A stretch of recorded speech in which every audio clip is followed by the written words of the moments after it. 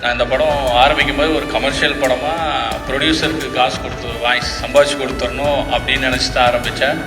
ஆனால் அது திரைப்படம் பணத்தை தாண்டி இந்த ஒரு வருஷத்தில் எனக்கு அவ்வளோ மரியாதையும் அவ்வளோ நட்பையும் சம்பாதிச்சு கொடுத்துருக்கு. அந்த நட்புங்கிறது வந்து நான் இந்த படம் ஆரம்பிக்கும் போது ஒரு கமர்ஷியல் படமாக ப்ரொடியூசருக்கு காசு கொடுத்து வாங்கி சம்பாதிச்சு கொடுத்துடணும் அப்படின்னு நினச்சி தான் ஆரம்பித்தேன். ஆனால் அது தமிழ்நாடு முற்போக்கு எழுத்தாளர் கலைஞர் சங்கம் எனக்கு அவார்டு கொடுக்குற அளவுக்கு மரியாதையை கொடுக்கணும்னு நான் நினைக்கல. ஏன்னா இந்த ஒரு வருஷம் இந்த அதுக்கு காசாவுக்கும் நன்றி, லபர்குந்து படத்துக்கும் நன்றி.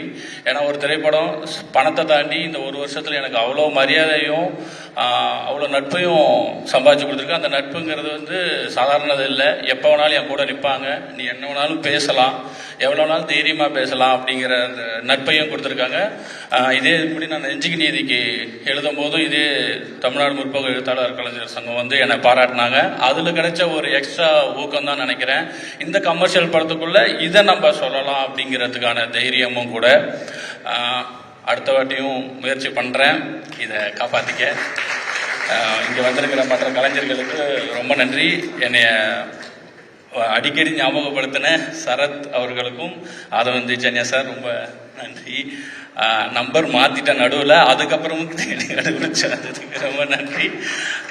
இந்த மேடையை நான் மிஸ் பண்ணாமல் இருந்ததுக்கு. மதன் சார், உங்கள் யதார்த்தமான நடிப்பு உங்களது மட்டும் இல்லை மேம், உங்களுடைய கடைசி விவசாயிலேருந்து உங்களை நான் ஃபாலோ பண்ணிகிட்ருக்கேன். உங்களுடைய யதார்த்தமான நடிப்புக்கு நான் மிகப்பெரிய ஃபேன்.